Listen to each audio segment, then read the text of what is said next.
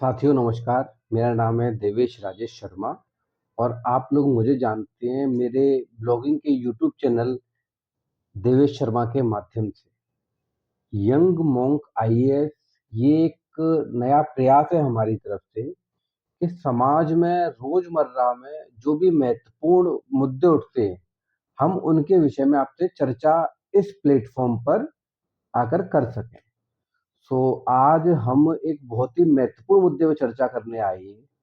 वह मुद्दा जिसने देश के मीडिया से लेके पॉलिटिकल और जुडिशल सिस्टम सब में अफरा तफरी मचा रखी है। ये मुद्दा है दिल्ली हाई कोर्ट के जस्टिस यशवंत वर्मा जी से जुड़ा हुआ।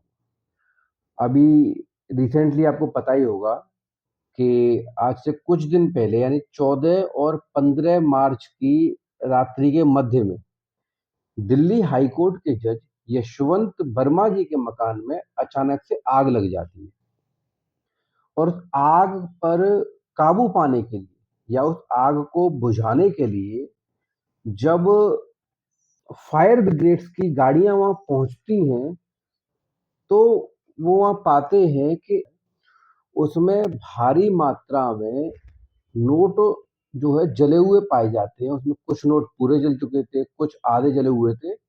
और तब क्या होता है कि दिल्ली पुलिस को सूचना दी जाती है, दिल्ली पुलिस वहां पहुंचती है और उस परिसर को सीज कर देती है।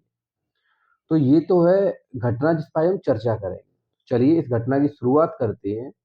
ये हमने इस घटना के कुछ तथ्यों को जानकारी देने के लिए ट्विटर द्वारा आजकल ट्रेंडिंग में चल रहे एआई प्लेटफॉर्म ग्रॉक की मदद ली है। ये केस शुरू होता है 14 और 15 मार्च 2025 की मध्य रात्रि में, जहां की उनके सरकारी बंगले में अचानक से आग लग जाती है।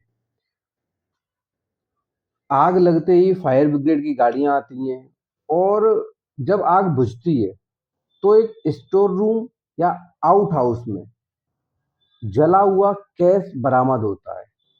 अब ये कैश कितना था, एग्जैक्ट फिगर जो है वो अभी तक क्लियर नहीं हुआ है, किंतु कुछ रिपोर्ट्स के मुताबिक ये जो धन था वो भारी मात्रा में बताया गया है।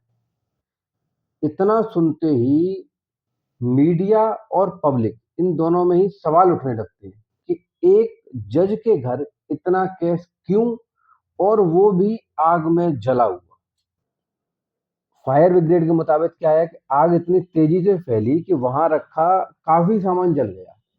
जब पुलिस आती है तो उन्हें वहां से जला हुआ कैश मिलता है। कुछ नोट पूरी तरह जले हुए थे, कुछ थोड़े से बचे हुए थे और कुछ नोट सही मात्रा में भी थे। दिल्ली पुलिस ने क्या किया कि आने के बाद जब ये स्थिति देखी तो उसने तुरंत ही उस आउट हाउस को सीज कर दिया और वहां की जो सीसीटीवी फुटेज थी उसे चेक करना शुरू किया। मतलब ये आग किसी ने जानबूझ के लगाई थी या इंसिडेंट है, इस पे अभी जो है क्लियर नहीं है। पुलिस अभी अपनी तफ्तीश कर रही है। फिर क्या हुआ, इसके बाद सुप्रीम कोर्ट ने खुद इस मामले में दखल देना शुरू किया और 25 मार्च को एक 3 जज की कमेटी बनाई गई, जिसमें कि पंजाब और हरियाणा के हाई कोर्ट के चीफ जस्टिस श्री शील नागू जी, हिमाचल प्रदेश के हाई कोर्ट के चीफ जस्टिस जीएस संधवालिया जी और कर्नाटक हाई कोर्ट के चीफ जस्टिस अनु शिवरामन जी की जो 3 सदस्यीय कमेटी सुप्रीम कोर्ट के द्वारा निर्धारित की जाती है, जो इस पूरी घटनाक्रम की जांच करती है। तो ये कमेटी सबसे पहले जस्टिस वर्मा के घर जाती है, इंस्पेक्शन करती है और अभी उससे आगे की जो प्रोसीडिंग है वो जांच चली रही है। अब इस पूरे मामले पर जस्टिस वर्मा का खुद का क्या स्टैंड है, अब चलिए हम इस पर ही बात करते हैं। तो इस पूरे घटनाक्रम के बाद जस्टिस वर्मा ने कहा कि ये जो पूरा कैश है ये उनका नहीं है, ना ही उनके परिवार में किसी का है। ये एक साजिश हो सकती है मुझे बदनाम करने के लिए। उनका कहना है कि उनके घर में ऐसा कोई पैसा नहीं रखा गया और ये सब उनके खिलाफ कोई पॉलिटिकल या पर्सनल एजेंडा हो सकता है। उन्होंने ये भी कहा कि स्टोर रूम में शायद पहले से कुछ रखा हुआ था जो उन्हें पता नहीं था। लेकिन सवाल ये है कि अगर कैश उनका नहीं है तो किसका है। और वहां आया कैसे, और अगर ये साजिश है तो इसके पीछे कौन लोग हैं। ये वो पॉइंट्स हैं जो कि अभी मिस्ट्री बने हुए हैं।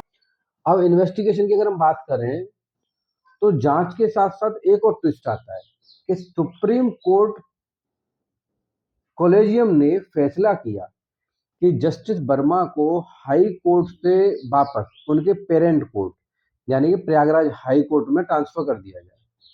ये ऑर्डर 25 मार्च को आया। कॉलेजियम का कहना है कि ये ट्रांसफर रूटीन है, इसका इस घटना से कोई लेना देना नहीं है। लेकिन इलाहाबाद हाई कोर्ट के बार एसोसिएशन ने इसके खिलाफ धरना बोल दिया।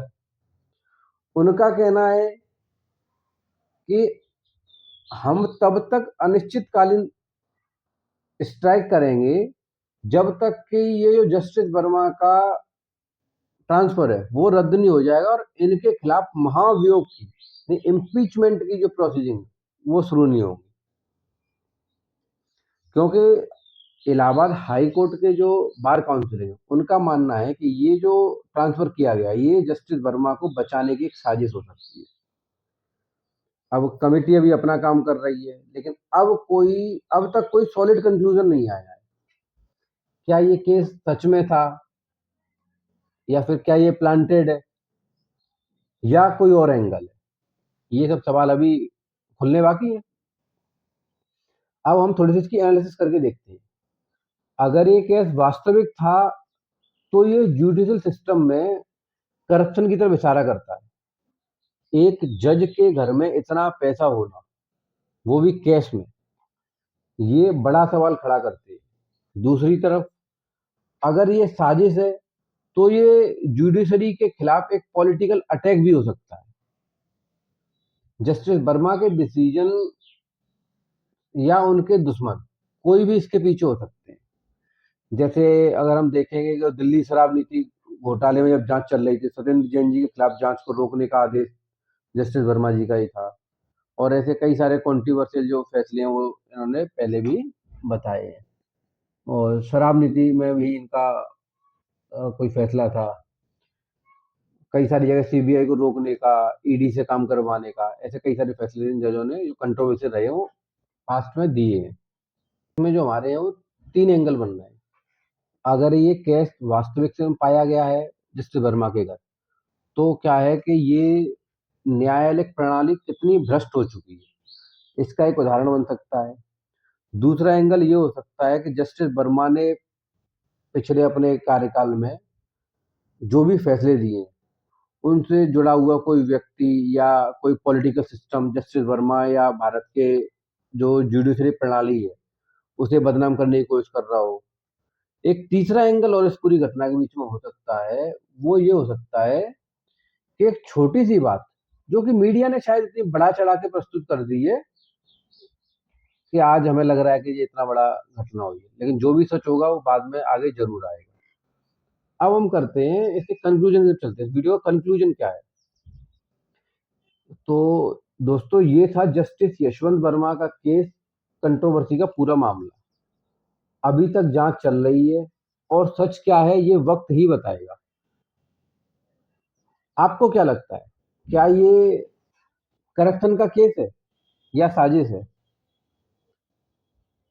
नीचे कमेंट में आप अपनी राय जरूर हमें दें ताकि हमें थोड़ी सी और मदद मिल सके इस केस को डिटेल में समझने के लिए। और यदि आपको हमारी ये वीडियो पसंद आई है तो प्लीज वीडियो को लाइक करें, चैनल को सब्सक्राइब और शेयर करना बिल्कुल ना भूलें। फिर मुलाकात होगी एक नई वीडियो में, तब तक के लिए जय श्री राम।